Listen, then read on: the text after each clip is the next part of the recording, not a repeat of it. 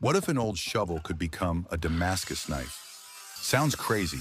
We cut down the worn shovel, clean the steel, and start stacking it with high-carbon layers.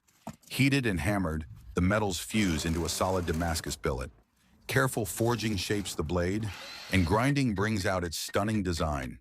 From digging dirt to slicing clean, this Damascus knife started life as a shovel.